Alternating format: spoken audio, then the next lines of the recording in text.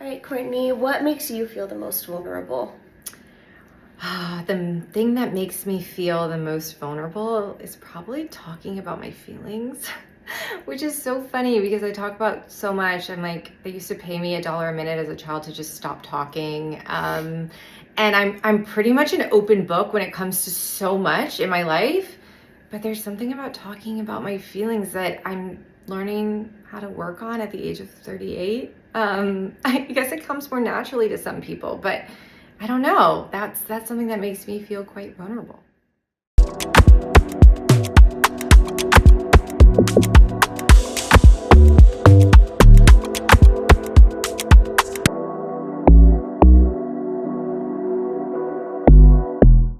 This episode is actually very exciting to me because Courtney is not somebody that I knew. We actually haven't met, so this is going to be our first time meeting each other.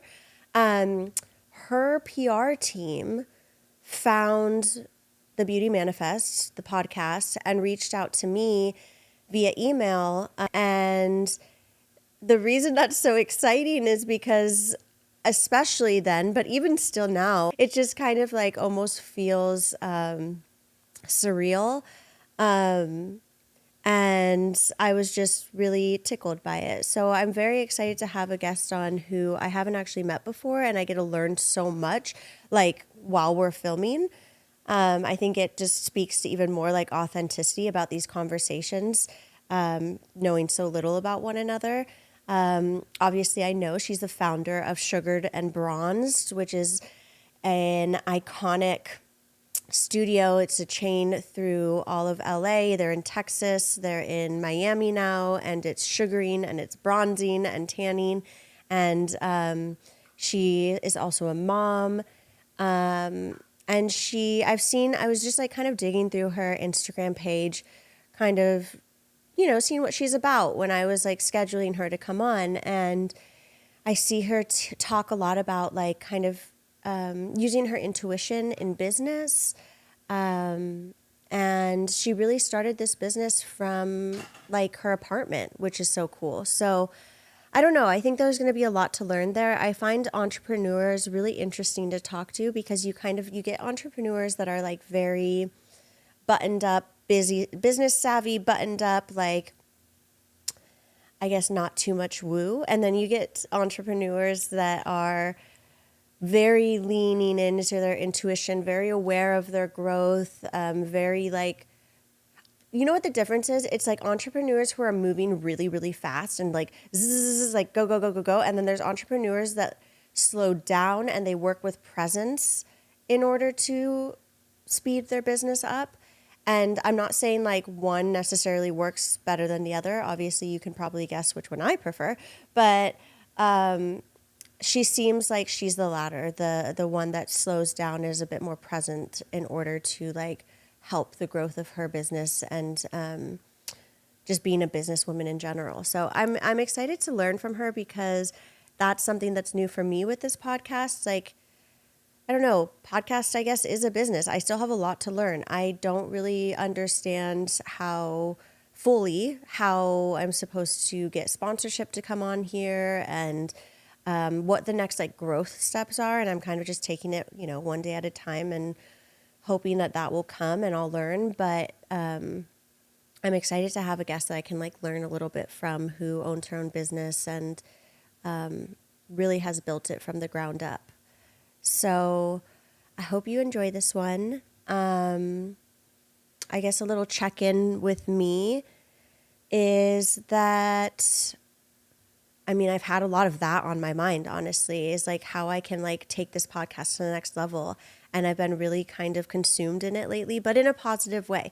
I met my friend Gabby the other day, who's actually been on this podcast, and she has her own talk show called Irregardless.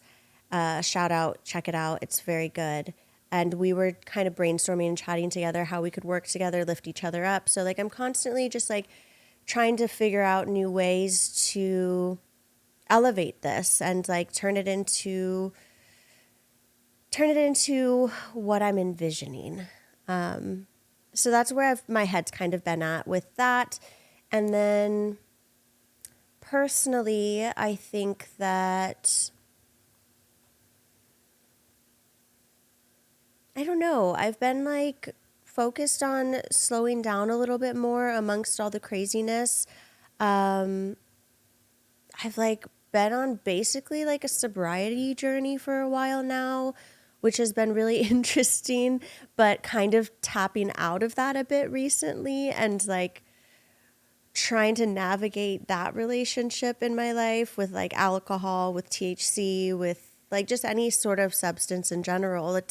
I've been fortunate never to have like a problem per se or an addiction per se, but have felt dependent on certain things and it didn't feel good. And I actually really would love to have a specialist come on and talk about specifically THC as it relates to like dependencies and get a little more information around that, not just for myself, but I just don't feel like people talk about it enough. And since it's legalized in so many states, I think we need more information. But yeah, so I've been navigating a bit of that relationship and trying to decide how I feel. You know, it's not like I'm like, I have to be 100% sober, but being more sober leaning feels better to me. So yeah, just new parts of me kind of unraveling, but good timing because as I'm building all of this and things are so busy, like it's nice to be clear-headed and have a lot of clarity to think through and kind of envision and manifest, if you will. So that's what's been going on a little bit more personally. I think that Courtney should be showing up here any minute, so I'm going to wrap up here and I'll see you at the end. Okay. I was saying before you got here, I filmed the intro for the episode and I was like, this is so exciting for me because your team really genuinely like reached out and kind of out of nowhere, and we haven't met before. No. And it was so flattering to be presented with the opportunity to have you and to have that reach out. And it means so much for just kind of where the podcast is getting, because it's, you know, it's still new. It's still kind of a baby. And so, I don't know, it meant a lot. Well, so thank you for being here. Thank you for having me. Yes. And taking the time. I appreciate it. Yes. And I'm so excited. I've been talking to, you know, I'm living and breathing this podcast, and I've been talking to my friends and family, and everyone was like, oh, I know Sugar and Bronze. And I'm like, yes, they're all over the place now. Like I saw you're in Miami, you're in Texas. New York. Oh my gosh. Yeah, we our 37th location opened this week. Wow, yeah. Congratulations. Thank you. And I saw, you know, because we haven't met before, I was like, well, let me stalk her Instagram page a little bit. And one of your like top pinned posts was the fact that you literally started this from your apartment with like $1,000 and now you're expanded into this. Yeah. And I'm just like how powerful. My fiance is a similar mind to you. Started his record label from his bedroom and is now just, you know, I think 15, 16 years in now. Oh, wow. Yeah. Just so impressive. And I never saw myself as an entrepreneur. I never categorized myself that way. Didn't think I had like the mind for it, but this is new to me and I'm loving it. And it feels very much so like my purpose. And so having someone like you on I'm excited. I'm excited to learn from your story and hear what inspired you and all the things. Well, I never categorize myself as an entrepreneur either. No. If it makes you feel better. No, and I think honestly, like it's fine if people do it later, like after they've started a bit, but like people who kind of do it preemptive to starting a business or as they're starting a business and they're kind of like living in this word and like, oh, the struggle and the suffer and the glamour and the honestly like are a lot of the people that it like just doesn't work out for. Like it's kind of like if you're like, oh, that's not me, that's not my thing, or not even not my thing, but just like you don't even think about the work. It doesn't. There's no glamour. There's just like a hustle. Like that to me, I feel like often leads to or a passion or a purpose. Like, and they usually go hand in hand. But oh my gosh, I know both. I know exactly what you're talking about. Yeah. Yeah. Yeah. So I think like just doing it makes you the entrepreneur, but also like.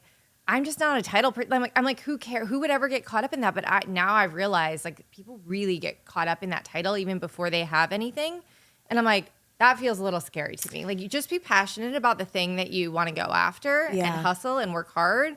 And like, you can talk about the title like later, but at that point, I don't think it means much to you, you know? Yeah, you're just putting pressure on your own back, really, and like setting yourself up for a little bit of disappointment or failure if whatever you're constantly pitching isn't going to come about too. It's kind of like, I think a lot of people say with manifestation in general, like so much of it is internalized. Like you're envisioning it, you're thinking about it, like you can share it, but I think a lot of people say like it's almost better not to. Yeah, I've heard that a lot lately. Yeah. And also like there's just not a lot of glamour in the early days. You know what I mean? Like it's just a lot of like hard work and pivoting and figuring stuff out. Like, you know, I don't even know if there's glamour later on. It feels like definitely better these days. I mean, I'm almost 15 years in too, so it definitely feels different. But yeah, early days was, I mean, for me, it was anything but glamorous, which is also funny because we're in the beauty industry, but like, yeah, there was no glamour. It's the reality of the matter though. Yeah.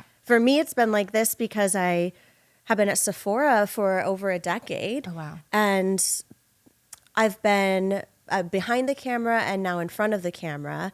And as a beauty director in front of the camera, you really are kind of classified as like talent. So you're not touching the strategy, you're not touching the cameras, the equipment, like all of those things that I used to be more involved in. And so like I went from behind to in front, and now with this, I'm both. But the hustle is real. Yeah.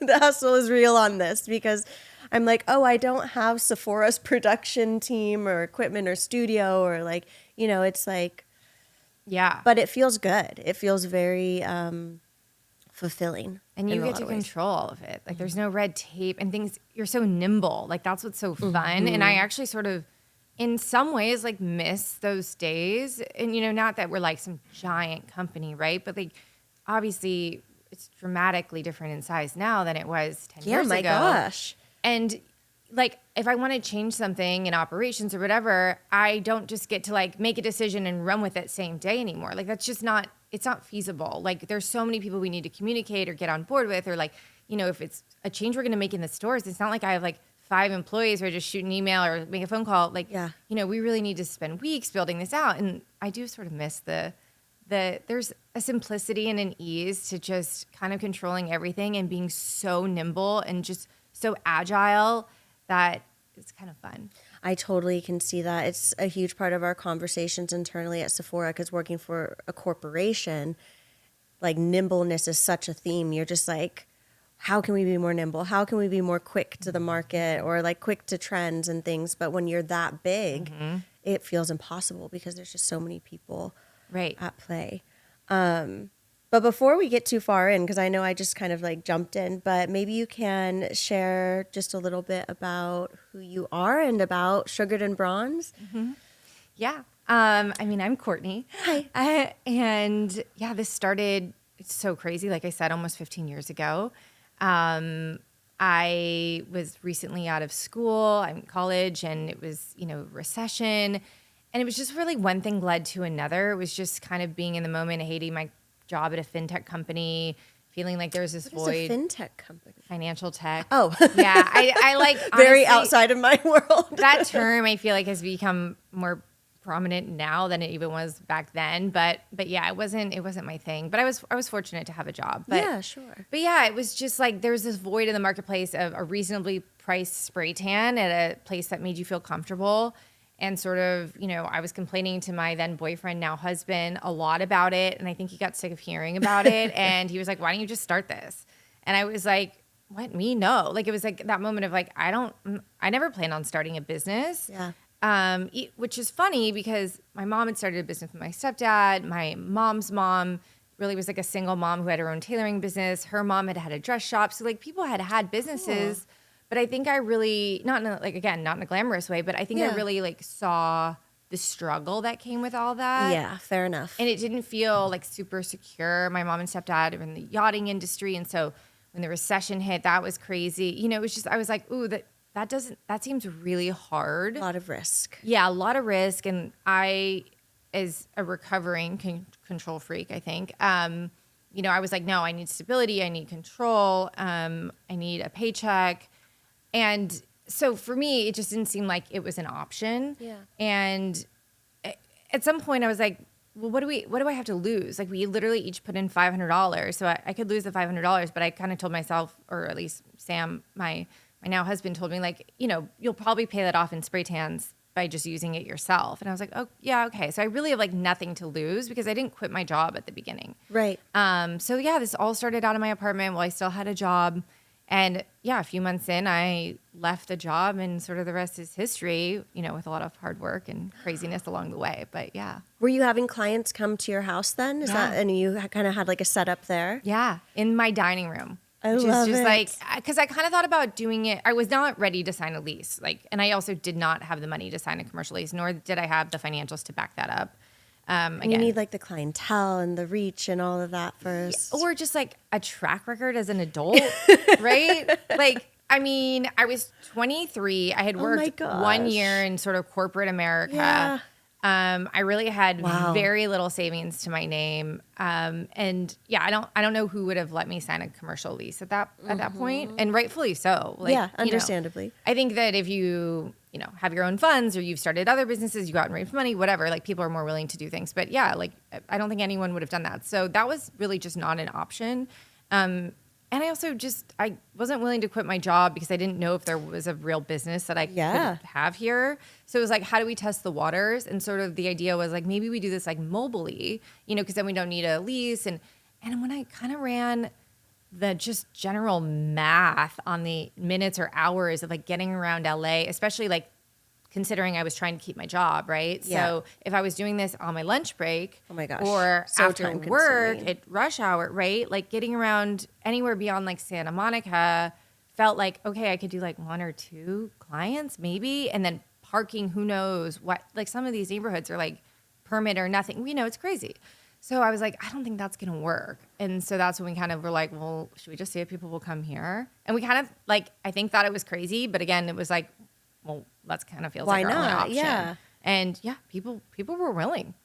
Wow. Yeah. That's awesome. I feel like this is you're an expander for me in this moment as I'm sitting here. I mean, I love having my podcast in my living room because it speaks to what I'm trying to create, which is, authentic conversations and warm and cozy and real and raw.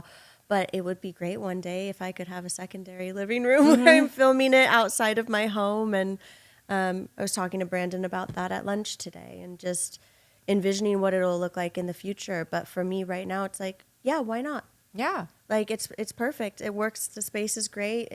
I can have people come to me. I can film 2 episodes in one day. Right. So I have the whole setup. But bringing this with me would be such, oh my gosh, and what an LA problem. But then getting I feel anywhere like in you LA. see like Alex Cooper, who's now like turned her ADU or something into like another studio because she also wants it at home. That's like kind of the dream, I think. Yeah. It's like, I would like to have it at home. It just feels good. Yeah. And also Dak Shepard's Armchair Expert, which is like one of my go-to podcasts as well. They do it in his attic, of all places. Interesting. Yeah, Not a lot of people have attics in LA. I know, I'm and assuming it's like, he's in LA. Yeah, he's in like Franklin Village area. Okay. And I've seen like they have photos and stuff of the space too, and it's like not cute, but like but it works so well, and people love that it's like quirky and Yeah.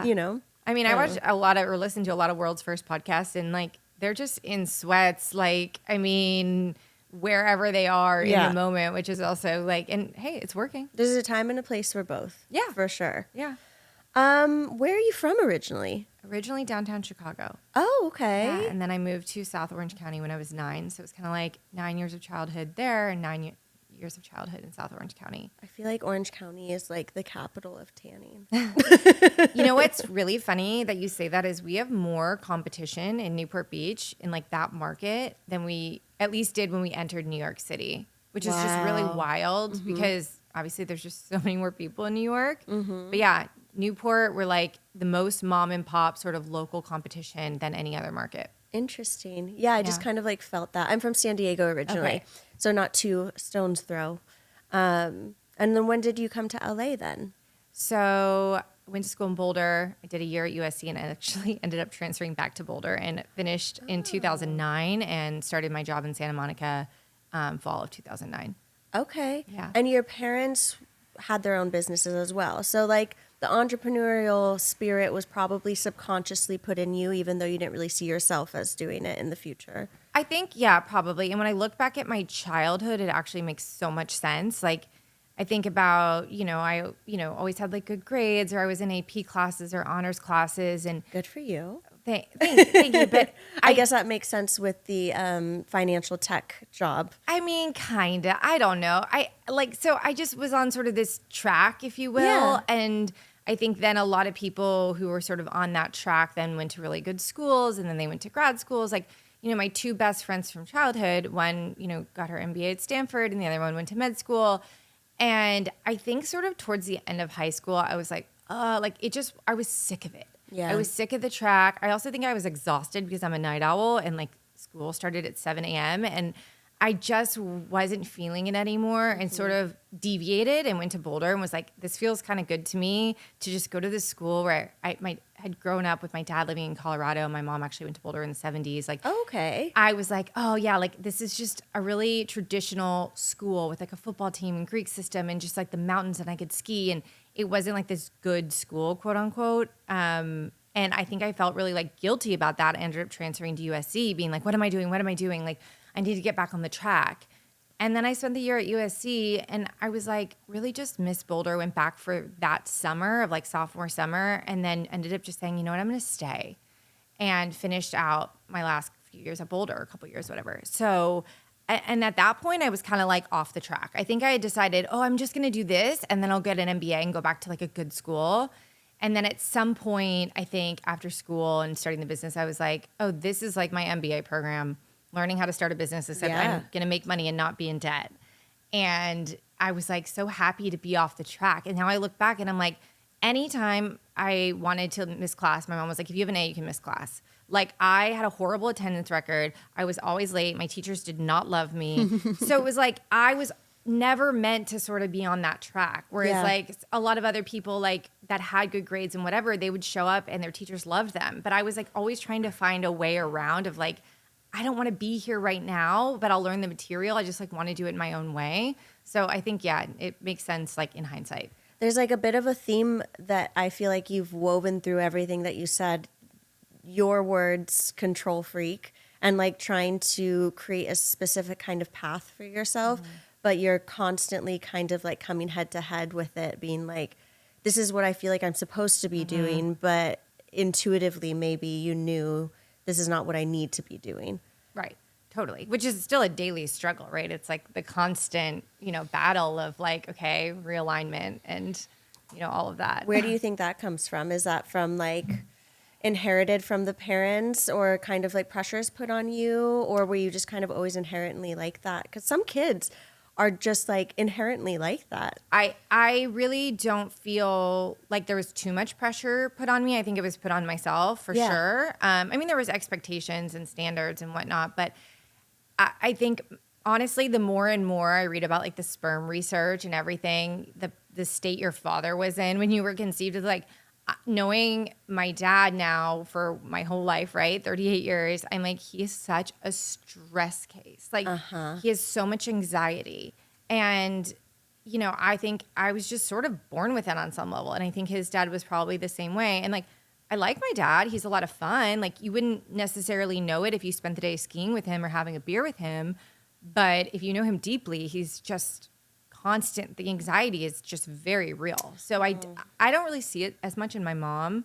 And I spent, 90% of my time with her. So I think there's like a genetic component. Yeah. What is the sperm research? So like based on this like mental state that the male is in, Mental, it can impact... physical, like they're looking at right now, obese men and their sperm and the epigenetics of what's turned on. Okay. And then those same men get fit, and then their sperm then. And it's like the epigenetics and like the, some of the traits that are like turned on, so to speak, versus it's really fascinating. And then I think there's just been a lot of different studies, kind of about like the sperm. And because I think for so long, everything was put on, the females, and that kind of makes sense. We didn't know. Yeah.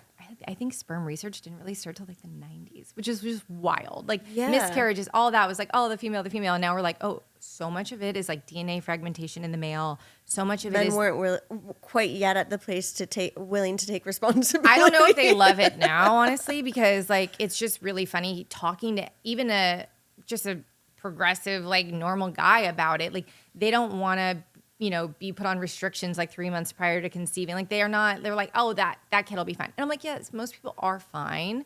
But if you just look at this emerging science, it is like kind of fascinating. Like the 3 months prior to conception is really important what the men do in their life, in their physical state and their mental state. It's not to say your dad could have been crazy and whacked out, whatever, and you can't come past that. Yeah, but I sure. think that it's something that men should probably start considering. I mean, if females, we have to consider it for 40 weeks or whatever stupid pregnancy math is. At a certain point, women drinking alcohol or smoking cigarettes or doing whatever you're not supposed to do when you're pregnant was emerging science. Right. Like at one point. Yeah. It's really no different. People were just like puffing away.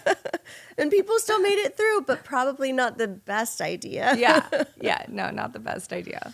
And you said you were with your mom 90% of the time. Did you not grow up with your dad around as much, or did you just spend a lot more time with your mom? I mean, yeah, maybe it was a little bit more with my dad. But I mean, he lived in Chicago for a bit, then he moved to Colorado. So it was like, okay. I would go spend like a month there in the summer. I would go spend like a spring break there, but I wasn't there like every weekend or 50% of the time like some kids with divorce, which I think would have like honestly been nuts. I kind of like loved it. I'd like live in the city and then I'd get to go kind of roam free in this little town of Telluride or wherever, Gives my you dad. a little more stability. Yeah. Than like the constant back and forth. I mean, although my dad's been married like 5 times, I don't know how much stability there. But yes, with my mom, there was that stability. And then I also just got to see like a totally different life. Like as a 8-year-old kid in downtown Chicago, you don't have a lot of like freedom to roam the city. Maybe my neighborhood I did, or a little bit with friends. But when you go to a place like Telluride, like you're just free for the day if you want to be. And that's very normal. And so it was like really cool to kind of have that as like a city kid, because a lot of city kids didn't get to like experience that total freedom. Yeah, what a difference. Yeah. I think that's so important.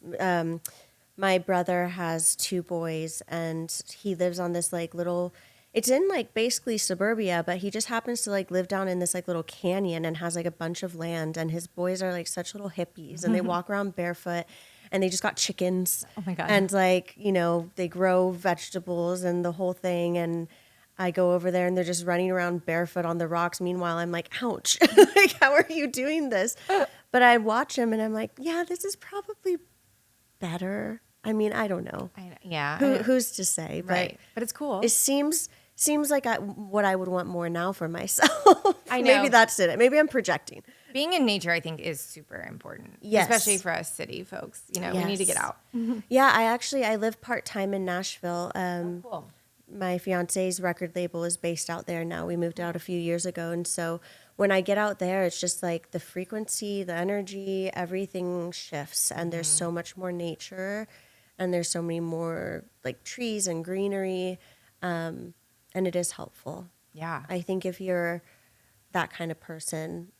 And I saw you speak a little bit about like using your intuition with your business. And so it seems like you're a little bit in that space as well. I mean, gosh, we do live in LA. Well, I went to school in Boulder and now I live in LA. So at some point I sort of had to go on a spiritual journey. I think I should have started it sooner. I think I was just very stressed out with work for so many years, but very much so, I would say the last like 3 years, probably. Really? I don't know where it started exactly. If it was like, I started with Wim Hof breath work. Yeah. I also did like a medical setting ketamine journey, which at the time I thought was nothing. And I think maybe just kind of reset default mode network a little bit. What was that like for you? I've listened to a lot of podcasts about it and was curious about it for a long time.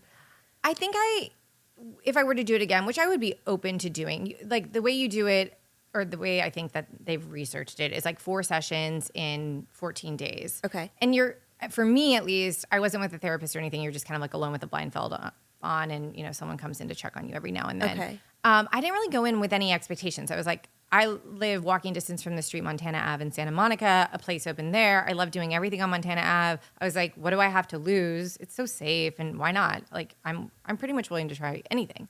So, I did it, and I was like, I don't know, like, whatever.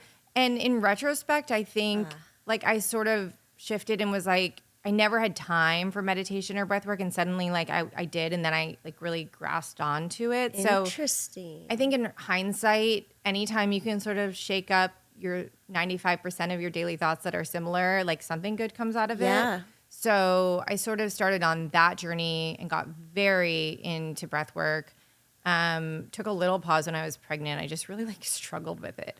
But then you got a lot of weight on your abdomen, which is such a huge part of breath work. I would imagine physically that would be difficult. And like the breath retention times, like I just could not do them. And so like there's not really a lot of research on it. So I was like, maybe I was in my head a little bit. I don't know, but I sort of took a break and then came back to it very quickly after I had the baby.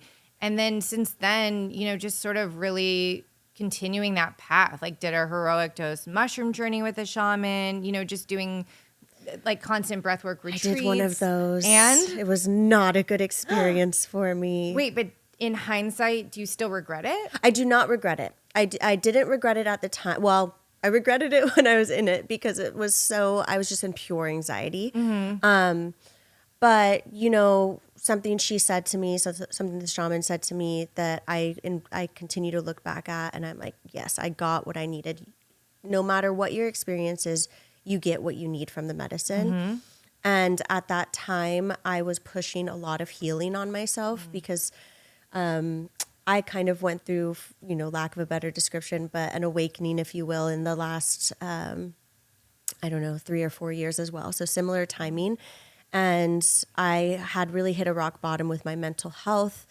And I went into a place where I was like, okay, either I'm going to do something or I'm not. And so I started to heal in self-preservation. And I think I got to a place where I had done enough healing and I needed to release a little bit and trust a little bit and lean into the work that I had done. And so that's kind of what I took out of it, was that I was pushing a little bit more than I needed. I will also say at the same time, I was a chronic or like a almost daily THC user. THC helped me a lot with my anxiety until it didn't anymore, which is usually the case for people. And I think that even though I stopped using it for a few days leading up to doing the psilocybin trip with the shaman, I think it probably still impacted like the way the medicine was for my body. But I guess it makes cannabis stays in your system for a while. Yeah. That makes sense. I don't know. So it could have been a little bit of that, but I think truly, and when I look back at it, it's like, no, I got the message I was supposed to receive. I'm with you. Like, it's not like psilocybin and THC together are dangerous on any level, or No, you know what I yeah. mean. So it's like I had a tough journey too. I mean, the whole thing wasn't tough. For a while, I was like, this is not what I've experienced previously. Again, I'd never done like a heroic dose before, but if I'd done it, in Amsterdam or whatever, like I was laughing or, and I know that there's all these strains and whatever. I'm kind of like, I'm reading this book, How to Change Your Mind Now, which is so fascinating, but I've read it. It's Yes. good, right? And so there's so much I still don't know about psilocybin and mushrooms in general. Same. But from my personal experience, I was like ready to be like, okay, all giggles, because I too was like in a moment of healing. I just had this for me, a horrible C-section experience that it just like really rattled me. And I think when you have a new baby, then even though I had so much support, I had a night nurse, I was sleeping, my husband was great. You kind of just stifle your own stuff to like be there for your baby, and I also was like not thinking about having another kid, at least for a year-ish out of that. So I kind of was just like, let's just compartmentalize that and put that somewhere. And then after my son turned a year, I kind of was like, okay, I'm going to give myself this summer. I'm going to go on a Wim Hof retreat in Spain. And then in the fall, it was so amazing, I'm going to start thinking about another child again. And that kind of like woke up all this stuff that I just sort of like, bottled in. And so it felt like, oh my God, I need to do something, like you were saying. And when I went and did it, then at the end of the sort of trip, I had this like moment that felt sort of like forever of just complete sort of anxiety. And I said, I just need a Xanax right now. And I didn't bring Get any. me off this ride. Yeah, like the shaman wasn't going to give me one. That wasn't the point. But I didn't understand what this was all for. I was like, I'm just over this and this isn't bringing me anything. I just want this to stop. Yes. I don't think I'm going to die. I feel very safe. Like this guy, like the shaman's amazing. I was just like done with that moment. Yeah. And he was like, it was like 5 minutes of a conversation that I think people probably do 20 years of therapy to get to where I got in those 5 minutes. I cried. It ended. I kind of went home, was like, I don't get why people do that. And woke up the next morning and was like, oh, I get it. I was like, I am so light, like energetically, like there is something that the medicine just was like, we are going to work this out of you and we're going to take it out. Like you're holding some negative energy that has got to go. Wow. And I didn't have to do any thinking. Like I didn't have any deep thoughts. It was all just kind of surrendering. Going through the process. Yeah. Yeah, that kind of makes me think about my experience in a different light, hearing you say that, because I'm like, even though, it was just pure anxiety the whole time. I wanted to be done with it. But who knows what was actually going or what was actually changing in me. Like, I didn't have to have those ahas or the deep conversation for it to potentially shift something. Like, we really don't know. It kind of is just like a miracle. Like I get why people call them magic mushrooms. I always thought it was like, oh, you see things and it's so fun. But I'm like, no, whatever happened was kind of magic. Yeah. It didn't feel magic in that moment. But yeah, it's just really interesting. It's really funny too, because I was like looking up podcasts where people talk about these psychedelic experiences and found so little. I'm like glad we could just have it here because I feel like more people just hearing about what other people went through prior to if they're deciding to go on a journey or not just kind of makes you feel like less alone. And then it's not like you hear this one person's story and then you kind of expect, oh, mine's going to be like that. But to hear like 10 different stories and be like, oh, my experience might be different or similar to any of these. And like, that's okay. Like there's not one right way to sort of go through these things. No, and it is like all so new still. Like there isn't that much information that's readily available. So it's hard for us to even know or analyze. It's the same thing with THC use. Like I really want to try and get an expert on here to talk about THC use.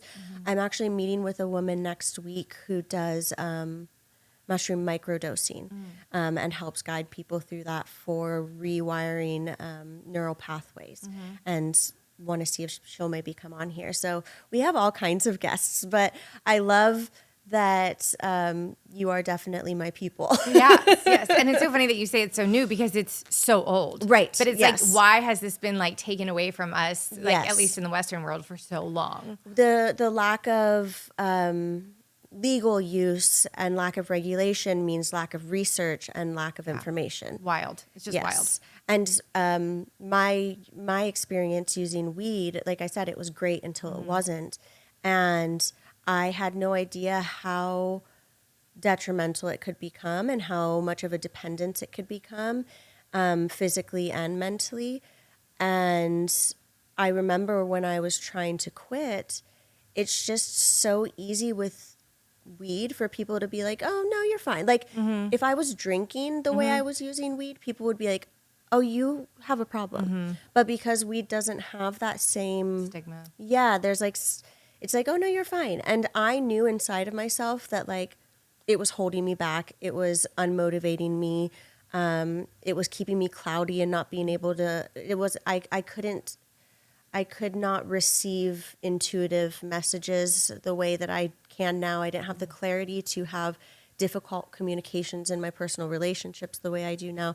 And I knew this all like in my gut, but because I had formed a dependence, like you get addicted to anything, I didn't want to stop. Right. And then the people I love and even some professionals that I spoke to are like, you seem fine. And it's like, it's not their, I guess, it's not their responsibility. It's my responsibility, but it was harder. It was a lot harder to stop because of that. Yeah, that makes sense. So I appreciate people like you too, who are willing to just like talk about these things because THC can be such a medicine. I mean, gosh, when my mom was dying from cancer, I saw her use THC and it was the first time in like months of her chemo that I could make her a milkshake. And it was like this beautiful moment and it fed her and it like took away her pain and all of these things. There's so many ways we can use these plant medicines responsibly. Right. With intention, I think. With intention is a very good way of putting it. Yeah. Okay, so ketamine, like kind of the ketamine experience almost unconsciously unlocked, I think, an interest or openness to a lot of this like healing journey for you. Yeah. Because then the breath work it's still part of my everyday practice. I mean, it really. I did it this morning. Did you? Yeah. What kind of breath work do you do? I really like this organization called Othership. They have, I've heard of that. yeah, they have a brick and mortar like cold plunging and wellness center in New York City. My friend was just there, like on Instagram the other day. That's how I've heard of it. Yep. I've been using them for years. They're originally from Canada. I was actually recently talking to them about like potentially being like an ambassador for it because I'm always posting their links and stuff. But they have all kinds of different breath work, but there's specifically one that is like a nervous reset, nervous system reset. And that one I've been doing for probably 3 years now. And I'm convinced I went through a long process of trying to take antidepressants that just kind of, for me, my personal experience made my situation worse and really messed up my nervous system. And I'm convinced that breath work is what healed it. Yeah. So always different. I like to like mix up and do different things. I've played with Wim Hof specifically a couple of times, but I could probably go deeper there. Is that like your go-to? It is. And it all kind of came about because my dad, who again is very stressed out, was like skiing one day. He was like, my foot's like tingling. It's sort of weird. He ended up like going in early that day. And within 48 hours, he was totally paralyzed. So there wasn't a ski accident. Oh or my anything. gosh. Yes. And like, you know, they still, after 4.5 months in the hospital, this is a few years ago, like had no ideas. They were like, it could have been the shingles vaccine. It could have been COVID itself. It could have been whatever. And I was like, guys, at this point, it doesn't matter. Like, you know, if you looked at his x-rays, there was definitely inflammation on the spinal cord. So it wasn't like in his head or anything like that. But I was like, guys, it's in his head. Like, it's in the sense of he's so stressed out as a petri dish. You could have put anything in. Like, it doesn't matter if it's a vaccine or an illness itself. Like, anything can go to the brain when you're just like that much stress has been mounting for that many years. I mean, that kind of stress creates disease. Literally, it was disease. Yeah. And so when he went home, they were just like, you have a third a chance of recovering, a third of making some progress, a third a chance of just like being, you know, in a wheelchair forever. Wow. And I was like, this is insane because, again, there was no physical accident. So I was convinced, like, if this was caused by whatever happened internally, like, he could also fix it. Right. And I had just done the breath work for the first time and like a couple weeks prior. And I was like, hey, I just have this deep intuition that, like, this could help you.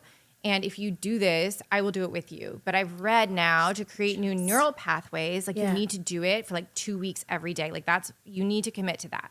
And he was like, I'll do anything. Like, now I'm home. I mean, what else am I doing? Yeah. It was like the world kind of forced him to like take a beat.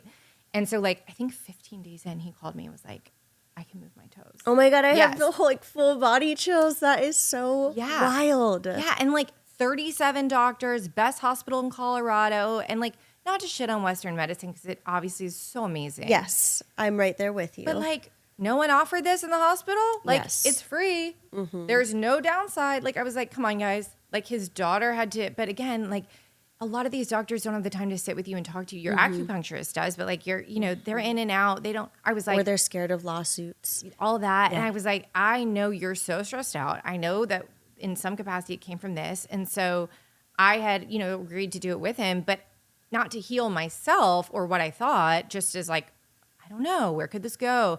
And I all of a sudden started doing that with the cold plunging every day. And I was like, basically felt so calm and high every day, especially when you're new to it. It's like a drug. Like, you can feel this sense like coming from your center, like your core, for like 8 hours sometimes after you do it, of just like total kind of a high, calm, but also very energized sensation. And as someone who had been so stressed, and we had bootstrapped for 9 years with the business, then we raised money right before the pandemic. So then we were in the pandemic mode, and it was we were rebuilding. And then I planned a wedding, got married, and it was sort of all right after this. And I was like, I had no idea how stressed out I had become. And I kind of just identified as like a stressed out person. Like, I was just like, well, that's how I got to where I am. Like there's good and bad to it. And now I'm like, wait, I can still accomplish things and I don't need to be a stressed out person. Like, I have, I'm not saying I'm perfect or anything, but I am in a much better place than I was then. Yeah. And I definitely contribute it to this practice. And I think there's a lot of breath work and I should mix it up probably more, but this is just the one where I was like, okay, I can do this every day. And then I can get in the cold plunge, and the cold plunge feels less cold because the breath work sort of numbs a lot of your pain, your physical pain sensations. Yes. And then when you get in the cold plunge, you feel like 10 times calmer too. So I was like, okay, this is my How long is the breath work that you do daily? new. Does it vary? Or? I try to do between 15 to, if I have like a ton of time and I'm super stressed, I'll do up to 30 minutes. But Yeah. I think just even 10, 15 minutes is a game changer. Yeah, the game changer one for me, the nervous system reset one is I think 22 minutes. Okay, yeah. And it's just perfect. But it gives me that, because there's so many different kinds of breath work. There's long, extended, slower breaths that will just calm you down. But the nervous reset one, I think, sounds more similar to what you're doing in the sense of it gives you that buzz. It literally kind of makes you feel high or like you're levitating. But there's this intense calm and peace that comes with that buzz. And I could see how, I don't know how I haven't done this yet because I have a cold plunge in the backyard to do it right afterwards. I could see how that would be really powerful. Yeah.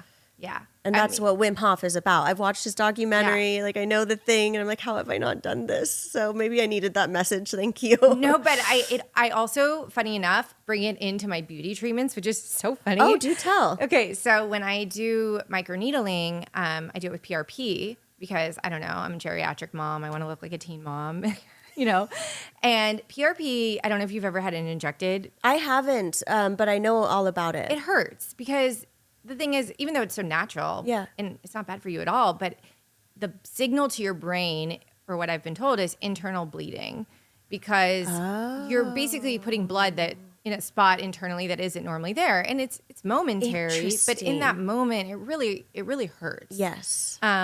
It's not like Botox or something else. You're like, oh. So before, when I'm numbing for PRP, because the actual microneedling process, I don't feel any of that, but injecting that PRP under my eyes and my smile lines, those places. So now I numb, or I do the breath work while I'm numbing. And the other day when I had it done, the nurse was like, okay. And I was like, no, you didn't do my eyes. You only did my smile lines. She was like, no, we did both. I literally didn't even feel it under my eyes, which is you're like, oh my God. If I don't do that breath work, it is such an excruciating pain. So I'm like, right then and there, you're like, oh, there's a pain difference. Yeah. I mean, I know this is so obvious to what we're saying, but it's just breath work, plant medicine, all of these things that are just so naturally occurring. And our society seems so rooted in being so far away from it. Just makes you think what is available to us.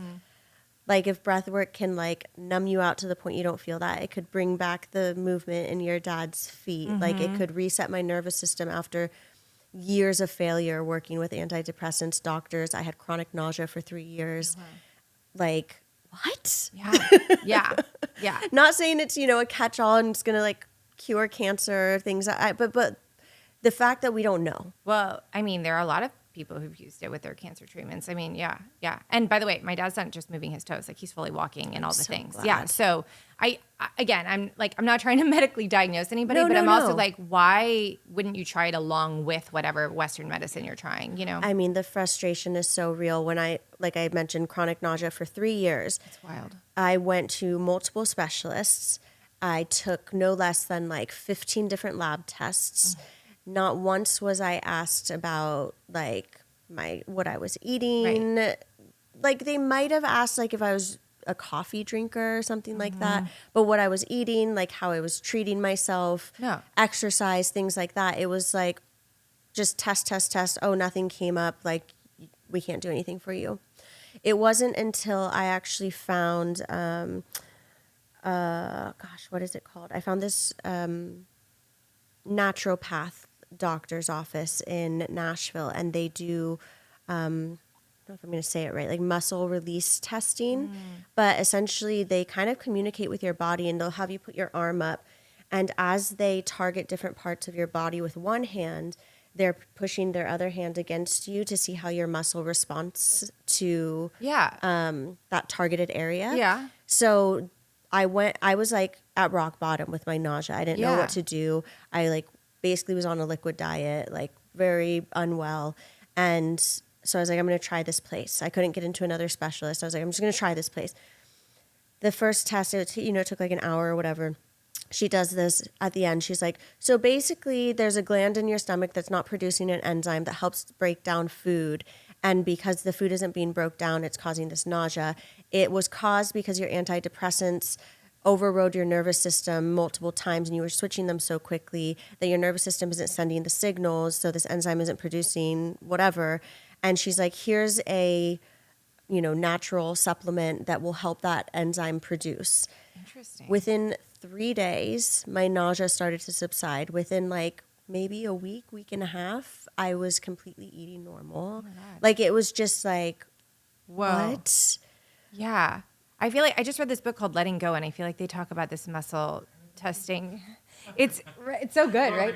Yeah. And they talk Our about this people. muscle testing, right? Yeah. So that's so fascinating that it just worked for you. It was really powerful for that. I tried to continue to use it for other things to see if like I might be able to like improve my like energy levels and things like that. And I didn't see a huge impact beyond that, but it was wildly impactful. I mean, life-changing. Yeah, it sounds like it. Yes. Yeah. Yeah. I mean, that coupled with the breath work was, and then that's after years of just trying everything else that you think that you're supposed to try and Right. spending the money and the time. And I'm with you. I don't want to hate on the Western medical system, like very grateful for very many aspects of it, but wish that there could be more of a Blend. merge. Yeah. There's more synergy with like Ayurveda. Yes. Them understanding like besides just the medication, there can be other things to provide. Yeah. people to get Beyond the medication, overall there's wellness. a lot of other things that could For be healing the person and not just this symptom that has been caused by something. I Yes, think. like what is the source? Right. I know I struggle with that a lot too. I know antidepressants. I'm definitely not like anti-medication or anything like that. I'm quite aware and have people in my life who it has saved their lives. I just struggle with how they're just kind of being prescribed, but there's like no follow-up. There's no other instructions. It's not like, okay, you have depression, here's an antidepressant, but also like you need to go to therapy, or also you need to like Or plan to get off of them. yes, Like they're not curing. no exit You're just plan. continuing again. Like no judgment. Yeah. Like, that's not what I'm. And trying each to person is different. Sure. I just, for the people or a lot of people that I see in my life, then feel like, well, I'm just stuck on them. Just feels like a Band-Aid. Right. And then it's just like if you're numbing stuff, you're storing it. And that's kind of what scares me about them is like storing stuff, in my personal experience, has never worked out well. Yeah. It's never been a good situation. Yeah. Like that's why I really love that book, Letting Go, because it's sort of just bringing that meditation into your daily life and your daily feelings and like being aware that you're having this negative feeling and surrendering to it and like not storing it, because it seems like that's sort of the key. And I am very much working on this, but I'm like, at least I now have this negative information that I can try and apply, because I'm like all about meditation, things like that. But I was like, always like, well, how do I just bring this in? And now I'm like, okay, this is a very tangible tool that I'm like working on, of like, if I have any sort of negative emotion about anything, my husband pisses me off or whatever, to be like, I think there's just this natural, like, I don't want to feel this way Right. anymore. It's sort of like the mushroom journey or whatever. Like, Yes. no one wants to feel a negative feeling. So it's kind of like we need to like either let it go and surrender to it, or we like store it, we repress it, repress, suppress, express, Yes. numb it out. And none of those things are surrendering to it and letting it actually leave our bodies. So Yeah. I sound like a total hippie, but that's kind of No, where you're I'm at. speaking my language. I really do think that our society tells us that we have good and bad feelings, and all of our feelings are good. All of our feelings are serving a purpose. They might not feel good, but when you're going through bad feelings, there's a lesson there, there's growth there. Even if it's like, watching my mom die from cancer, a lot of people would be like, there's nothing good about that. You didn't deserve that. I'm not saying that I deserved it, But I'm saying that experience taught me something, and by feeling those feelings and processing them and sitting in them, it gives me growth, and it gives me at least a little perspective and a lesson to come from something terrible. Yeah. I didn't do that when it happened, and so that's why I know it so well. It's like I was 18 and I was Oh my not gosh. well equipped with those kinds of tools and resources, and it took about a decade for me to get to a place of like, oh my God, this is all living inside of my body. Like I have to push this out. I have to process it. And it's been wild. Recently, I've been dealing with some pretty heavy mental health situations in my close life, and people close to me in my life. And to see how far I've come from there and how I can pull out perspective, and I can be in this really shitty feeling and shitty situation with no control. But be able to like look at it and be like, okay, here are the lessons. Here's what I can control and do right now today. Here's how I'm going to let go of the reins and trust. But that takes time. And when society's telling you that some feelings are bad, Right. it makes it that much harder. It does. It does. I've been recently doing, I have a good friend who started hosting reflection circles, like women's circles. And that has been just really fascinating of watching just a lot of people you don't know. And they share sort of these experiences, but a lot of women who are on these spiritual journeys will sort of share this shitty moment in their day or whatever, in their, maybe a fight with their spouse or something like that, and how they did what you were saying, where they look at this and say, well, it wasn't fun in the moment. I didn't want that to happen. No matter how, a lot of people are dealing with grieving, deaths, more than just, a silly, like little fight. But to look at all of these different sort of quote unquote negative experiences and say, what can I take from them? Like you're saying. And then, it's some of them, when it is something more trivial, and how they flipped it, it actually can be quite comical then, when it's obviously a lot of these things are heavier and not funny at all. But when you can turn something minor like a fight with your spouse into Absolutely, like, how yes. can I be curious and really, thankful for this moment? It just really like turns your whole world around. And you're like, oh, like I can just look at this totally differently. And then suddenly you're like not mad anymore and you're not storing it. But it's kind of like these circles have sort of brought that to the surface for me, which has been really interesting. Is that a newer revelation for you? Yeah, I think so. Because it's been a newer revelation for me, and it's been so transformative for me in my personal relationships and how I communicate and move through them. Like my partner and I, my fiance and I, have been together for going on 11 years. And I was like, probably a good 9 of those years, we did not know how to communicate. Yeah. We did not know how to sit in any sort of negative feelings with each other, confront them, or grow from them. And it got to the point where we almost combusted as a result. And now we've proven to ourselves, like, okay, we can have these hard conversations and we feel so much better coming out of them, and stronger and more connected and emotionally, like, intimate with one another. That's funny. I was with my now husband for many years before we got engaged. Yeah. But I think also same thing. I also think we met when we were so young. And then sometimes you can kind of be stuck in that like immature or whatever, because I think we were together like 12 and a half years before we got engaged. Wow. And Yeah. a lot of our conversations were just, we didn't know how to have those conversations. No. We're still learning, but it's gotten a lot better. When you choose your partner, not everyone, I suppose, but I think for large in part, like, when you choose your partner at such a young age, you probably aren't at the place yet in your life that you've worked through a lot of the shit that your parents put on you. Because our parents, no matter what, you get those things. And so you're choosing your partner based on a lot of that. And so I think it says a lot if you're able to go through that growth and then, however many years later, 12 years in, be able to still choose each other. Yeah. Because you're not the same person No. that you chose. And they have to be okay with that. And you have to be okay with that and be embracing it. And my relationship has had a lot of ups and downs, but that is one thing one of my friends pointed out to me. She was like, it's pretty fucking cool that you guys have stayed by each other's side. Yeah. Like you continue to choose each other. Yeah. And I'm like, yeah, you're right. And I wanted a ceremony that felt very authentic to us. My gay best friend, slash, I call him my brother husband. I have multiple, I have a gay husband, a straight husband. He officiated, which was really fun. And I wanted to be somewhere warm because I'm always cold. So we did it in Anguilla.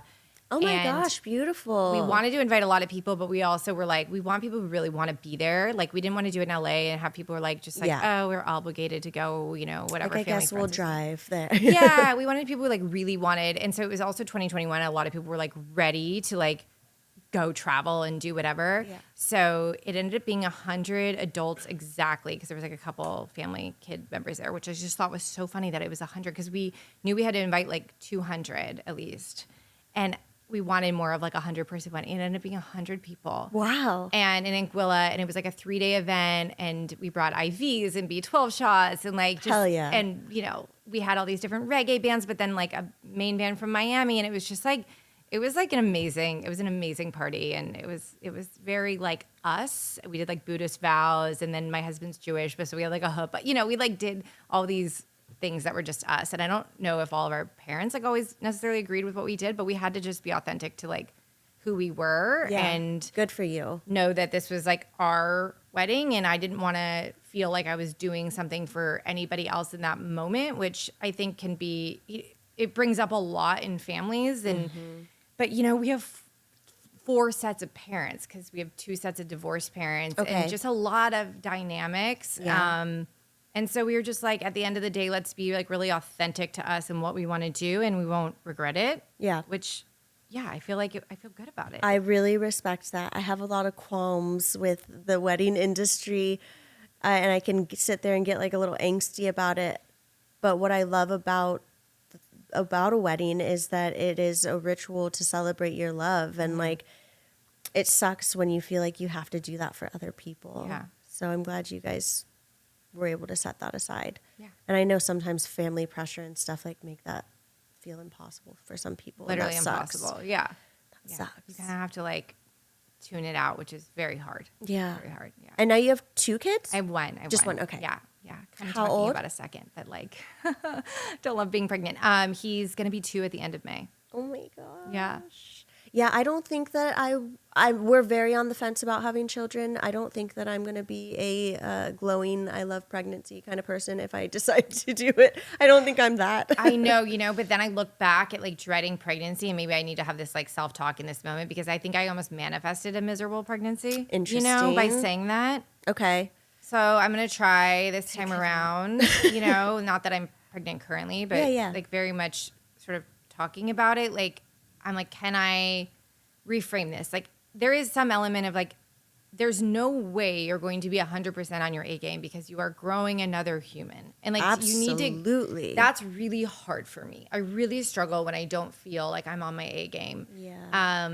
But like, how can I reframe that, or like do that with grace, or say, well, I am on my A game because I'm growing another human, but like other things, I need to like, I think, surrender more and be more present in it. I was really just counting down the days until it was over. Yeah. Which isn't really a great way to live. And also like, it just kind of sucked for me physically, but I also don't know how much I like kind of right. If you were kind of telling yourself things. Yeah. Like, I think first trimester is like, okay, it's going to be rough. Like that is, but like beyond that, can I make it like less rough? Or how can I make even the first trimester like feel less rough? I don't know. I'm going to sort of challenge myself to that, because I definitely don't want to do what I did last time. That just it didn't feel fun. And I still think a lot of people who are like, I love my pregnancy, either they're rare or they're lying.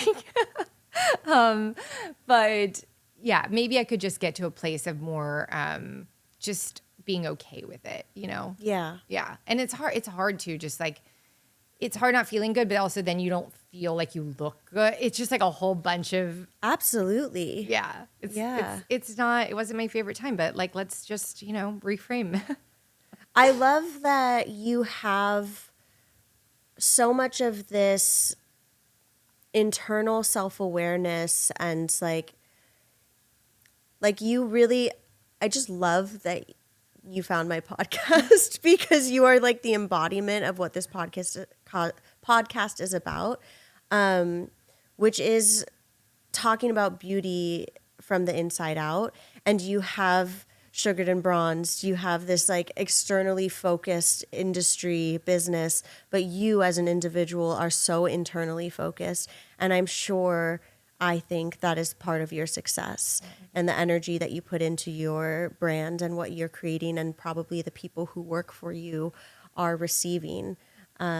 And why people will love to come to your space is because it's built from that energy. And I think you can feel the difference in that in a brand, whether it's a makeup brand or a studio or salon. I hope so, because we're creating these physical spaces that people are walking into. So thank you. Yes. I definitely try. It's hard as we grow, but I know at least like the corporate office is fairly easy to do that. Like we literally go on these retreats together. A lot of us have done, or we have even had people come in and teach breath work. We've done these things where like, I want you to be my boss. we do things that feel, we do a lot of work too, but of course. we are genuinely like friends outside of work, and like sort of, do these things together. And there's like this open-mindedness, but it becomes, and when we used to have a small amount of stores that we could go to all the time, it was so easy to sort of keep this certain energy alive. Right. And so now it's kind of that, learning how to, Ellen, the co-founder of Mendocino Farms, is on our board, and she's so amazing. And she always talks about operationalizing culture, which she's like, it doesn't always sound sexy, but you kind of, that's what you have to do as you grow. Like, how are you going to keep this culture when you can't physically be present in all these stores? Like, you can put all these hiring standards and training standards and all these types of things. But it's not always something you can sort of like write down. It's something that you feel and that person has to feel. So it's a daily sort of practice challenge, like thing that we talk about a lot is like, how do we keep our stores feeling this energy when we can't all be there all the time? Right. So, you have the right kind of people in this space too to kind of facilitate that, again, like beauty from the inside out kind of feeling. It's like, beauty routines, makeup, skincare, sugaring, bronzing, like all the things they're so fun, but it becomes self-care when it comes from a different place. Yeah. When it comes from, I think, abundance and not from like this desperate need to change yourself. Yeah. Well, thank you so much for coming on here and talking all of it's funny because when I started to go through your Instagram, I was like, I wonder what she's about. And I was like, oh, she's my people. Like I saw like a few of your posts and I was like, oh, she gets it. I felt the same way listening to the podcast. I was like, it's like rare to find one where people also, have like a beauty or whatever, and then they don't ask people the same questions all the time. Like it was just like so dynamic and interesting and like fun to listen to. And like love that we're on the same vibration, Well, and I appreciate people like you who are, you're a professional, you're a brand founder, but you're willing to come in and talk about things other than business, other than ingredients, and because there's so many platforms for that, and that's fun and that's really interesting. But I think what really can move people and shift the beauty industry are these conversations. So thank you. Thank you. Yeah. And we're live from Melinda's living room, aka Gigi's living room. I love Courtney. That was like, I was really so genuinely excited about the fact that we haven't met before. No, that's okay. Cheek. Your glowing Making cheek. me look pretty. Gracias, mi amor. Production, emotional support, and last minute glam. Got a tight eye there. Love you for it. Nick, you can keep all of that in. I want all of that in. I love Courtney. That was such a fluid and easy and organic conversation. I kind of like had a feeling her coming in, and I was just like, this feels like it's meant to be. But not having met someone before they come on, which I've done before, you just never know. And the first 30 minutes, because we reload like our camera clip at 30 minutes, went by so fast. I was like, what? Like that was it? And we even went over like the second 30-minute clip a little bit because the conversation was just so good, and I could have had more. She's just so honest and vulnerable and down to earth. And like I said to her, and I really mean it, like she is the embodiment, I think, of beauty from the inside out. And I think a lot of people could look at something like sugared and bronze, like a sugaring, tanning, like, and just be like, oh, that's like so surface level. And it's like, no, it's not. Beauty can mean so much more to people. Beauty can be self-care. It's all about where the source is and where it's coming from. And it's so cool to just see how grounded she is in that for herself and the success that she's found through her business. I think probably in part as a result of all of that. But an amazing conversation, a lot of parallels, even like our kind of quote unquote awakening journeys around the same time, which was cool. And I love that we got to tap into the conversation around the physical manifestations of stress. It's funny because that's actually like a really prevalent topic for me with someone I'm close to right now who's going through that and is going through, has a lot of stress and kind of like undiagnosed or like unrealized physical side effects, and trying to figure out what they're coming from or if it's connected or if it's not. And yeah, it's just so interesting. We don't really know how our minds and bodies work. Like, there's science and we know a lot, but I think there's a lot that we don't also. And what she was sharing about her dad and what she went through with him is just so powerful.